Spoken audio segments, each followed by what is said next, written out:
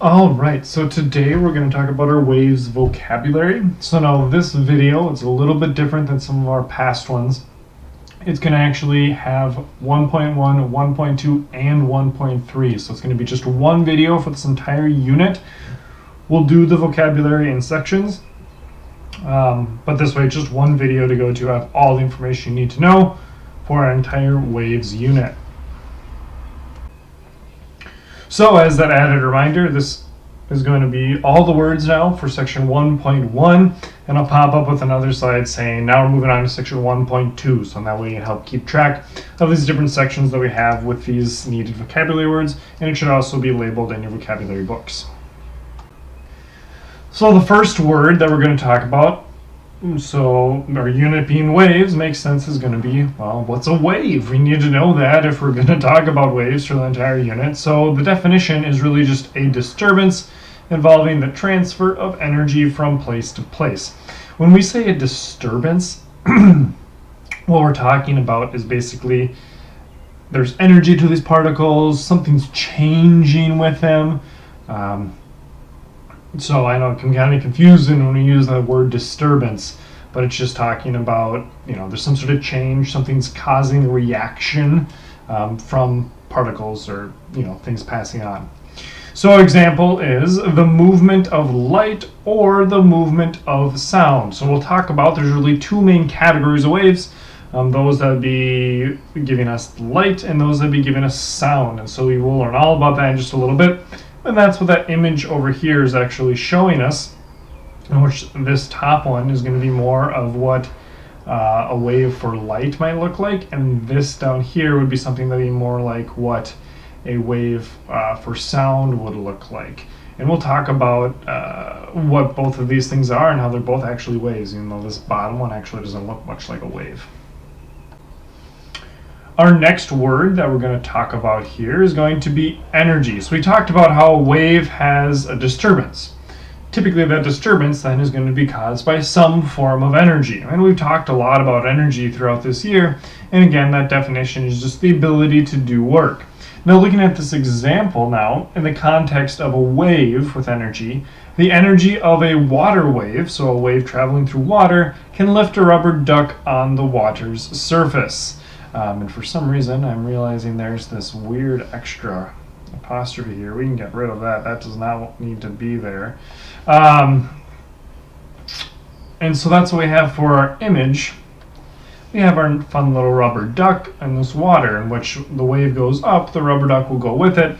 And as that's happening, right, that's work, because that energy is causing a change in location or moving of this rubber duck, so that's a little bit of work. The next word we have is going to be medium. And now I'm not talking about the beverage size you're ordering when you go through the drive-thru at your favorite fast food restaurant.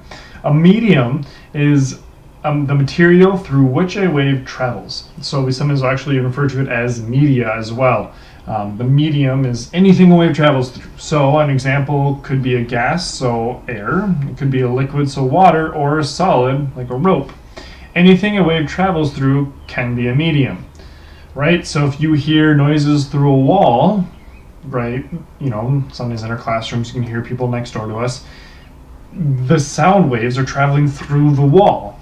And so in that case, like the door could be an example of the medium because the wave is traveling through it, because that's how we can hear it. If it didn't travel through it, we wouldn't hear it. And so for image, this is just a very simple version of, a water wave. And this is an example of, someone moving a rope up and down. And that's going to be an example for the rope being a medium and things like that. Our next word here is going to be a mechanical wave. So I talked about how there's a couple categories of just waves in general, one of those being a mechanical wave. So a mechanical wave, mechanical waves form when a source of energy causes a medium to vibrate. So this one, that medium, right, that means there has to be some form of matter again. It causes them to vibrate, and so there's some form of energy. So our example is a wave traveling through water, in which we have the water as our medium. That's the material traveling through. In this case, it looks like there's something that dropped into the water, or maybe just another drop of water, which provided the energy. and that energy would transfer to all the particles of the water, which causes these rippling wave pattern going out in this circle. So I just mentioned this idea of vibrations that occur in those mechanical waves, and so let's define that. So in this case, for our purposes, a vibration is a repeated back and forth, or up and down motion. So again, you know kind of what vibration is like, right? It's kind of that shaking and go side to side, up and down, whatever it might be. So example would be the up and down movement of a wave. And so that's what I'm trying to get across here with this sort of graphic of a wave, the idea that there's particles going up and down, up and down, up and down, up and down.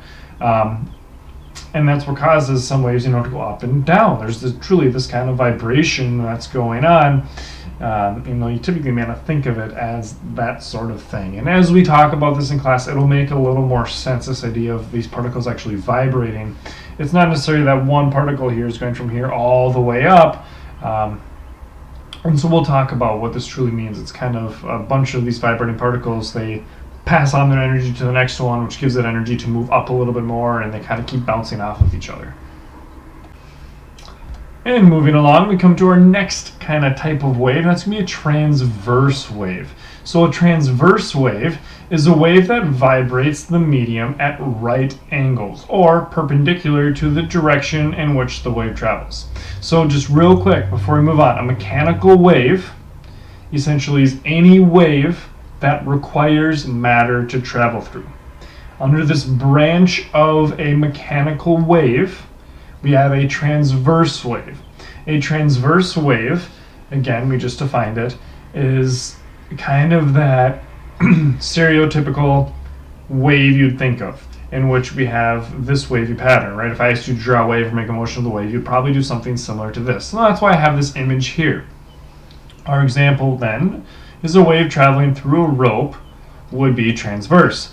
And so there's this up and down motion, but the wave is moving across the page. And so that's what we mean by that perpendicular motion at right angles, in which we're moving up, but we're moving this direction. So one way I could kind of draw that out for you is this idea that, let me use this other color here. If we drew like this is the motion of our wave, then we'd have this right angle here. And that's going to be occurring through this entire wave. And so our motion up and down is perpendicular to the motion of the wave, in which if you did one pulse, it would appear to move across to this wall over here. So now that we've talked a little bit about a transverse wave and one of those types, we need to identify a couple of important points on the wave. The first one is going to be crest. And so our definition is going to be a high point on a transverse wave. So it's really just the highest point. Our example being in a wave traveling through a rope up and down. So rope again going up and down, that one kind of example we just had. The crest would be the part of the rope highest from the ground. So if the ground was down here, this is our crest that we have because it's the highest point. And actually, you don't even know what this is yet. We'll talk about that in just a second here. So that will come into our next picture. And you don't need to worry necessarily about cycle. The biggest thing is you need to have this wave and crest here. So now, as I said, we're going to talk about trough. That's how we say this word. And so we have the same picture. I'll point out right away. In this case, you don't need to label crest. You absolutely can, but you need to make sure you have trough labeled for your picture, and you don't need to worry about cycle right now. So the definition is the low point on the wave. So it's the lowest point in our example here in a wave traveling through a rope up and down. The trough would be the part of the rope lowest from the ground. Okay, so it's going to be this lowest point from the ground. And our next words, we talked about transverse wave. Now we're going to talk about longitudinal waves. Okay, so now a longitudinal wave is still a mechanical wave. So a mechanical wave, transverse, and longitudinal are underneath that umbrella. And so our definition is going to be it vibrates the medium in the same direction in which the wave travels. Our example would be a sound wave. So things you hear are going to be longitudinal waves. That's what this is showing here, in which truly we can draw this representation sometimes, but they're not truly taking on this physical shape. in which it really is. So all these little dots, they're deliberately drawn. It's not just a scatter. You can see the pattern in which they're really, really densely packed here, and then they're spread out, then dense, then spread out. What happens is when we have, say, a speaker that is producing sound, that energy excites, it gives energy to some of these particles, and what it does is they suddenly move, and so it compresses a little bit here, and then they kind of push off and they give to the next one. When they do that, then these get all spread out. So it's just kind of compressing and spreading out of these air particles, which then we hear, and that's how we hear sound. So I just kind of mentioned this word compression, and you have the idea of compression, right? You compress, you push something together, it tends to be kind of dense. And so our definition is an area where the wave is compact. And so, for example, a wave traveling through a spring would have the coils close together. So we're thinking of a spring. This is a really good way of representing a transverse wave, because a lot of times they're through the air that we can't actually see them, so it's hard. But if we're thinking of a spring, and if we give it a little bit of energy, we kind of push it forward a little bit, this will travel through. You don't need to worry about this thing called rarefaction just yet. We'll talk about that in a moment. But you do need to know and be able to draw and label this thing called compression that we just talked about. And you can see these coils, these pieces of the spring, are really close together when compared to the rest of it. All right, and so the other thing I'll point out too, when we talked about a wave that's longitudinal, is this idea that it's moving in the same direction. So in this case, we have our direction of our wave moving to the right, and we also have the direction that we put the energy in moving to the right. So they're both traveling across the page in the same direction, which is what defines it as being longitudinal wave. All right, so now there's this word called rarefaction, and this is definitely a newer word you haven't probably heard of before. All it is an area where the part of the wave is spread out. Now this is specifically for a longitudinal wave. So for example, a wave traveling through a spring would have the coils far apart. So give me the same image. This time we need to make sure we label rarefaction, and we can clearly see that when we're comparing the rarefaction and the compression, that there's a much bigger space between these, right? These are roughly the same amount of space that they're showing here, and there's a lot more put in this compressed area than this area. All right, so we just finished our 1.1. Now we're moving on to our 1.2. So 1.1 was a pretty big section. Now we're moving on to our 1.2. The first word we're going to talk about here is going to be amplitude. All right, so amplitude is the maximum distance the medium vibrates from the rest position. Okay. So our example is the higher the amplitude, the greater the energy the wave has. So if it is a really high amplitude, that wave typically is a lot more powerful. You can think of it as maybe a really loud sound and have a much higher amplitude or something of that nature. So one thing I'll point out, in this image we have our amplitude labeled. This arc sign piece here, you don't need to worry about that. That's something you don't need to draw. We could also label our amplitude from here down to here, in which, because our definition, it's the maximum distance the medium vibrates from the rest position. This line here is our rest position, so one of the furthest point away is where amplitude is, and so this point would be an amplitude, and this point all the way down here would be our amplitude as well. Our next word is going to be wavelength. So wavelength is really exactly what it sounds. It's the length of a wave. And so our definition is the distance between two corresponding points on a wave. So for example, this can be the distance from crest to crest, and that's usually the way I like to measure it. It just is easiest for me to think about, in which you have a crest here and a crest here, and we just measure the distance between these. Sometimes it's a really big distance, sometimes it's a really, really small distance. Waves come in a huge variety of sizes and energy levels. The next word is going to be frequency, and you have an idea of frequency, right? If you do something frequently, it happens a lot. Well, frequency is looking at, well, how much does that thing happen? And so the definition being the number of waves that pass a certain point in a given amount of time. So our example would be, the higher the frequency, the more often the wave repeats. So if you have a really high frequency, it repeats. What I mean by repeats is, you'll notice, right, waves are pretty similar since they go up, they go down, they go up, they go down. If we have this high frequency, you notice that that cycle is repeating rapidly. If we have a low frequency, it's not. It's these bigger kind of sloping arcs that occur. It has nothing to do with the amplitude. So if I have the reason I have amplitude here is either these all have the exact same amplitude, just different frequencies, and that'll be important when we talk about some other things later. Our next word here is going to be hertz, and now this is actually a unit we're going to have, and so the definition is going to be the number of waves per second, which may sound familiar because our example of the hertz is it's the unit for measuring frequency.